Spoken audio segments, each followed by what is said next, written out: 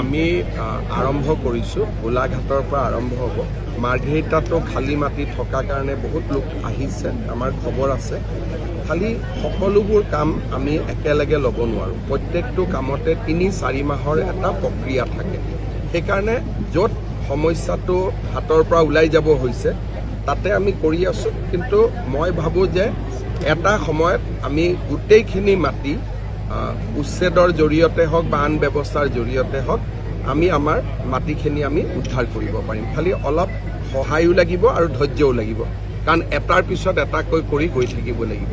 মই যোৱাকালিও দৰঙত কৈছিলোঁ যে 1 লাখ আমি 29,000 বিঘা মাটি আমি বেদখলৰ পৰা মুক্ত কৰিছোঁ কিন্তু অসমত 29 লাখ বিঘা মাটি বেদখলকাৰীৰ হাতত আছে এইটো এটা বহুত ডাঙৰ অংক মানুহে ক'ব নোৱাৰোঁতে লাহে লাহে লওঁতে বহুত ডাঙৰ এটা হিচাপ লাহে লাহে আমি কৰি গৈ থাকিম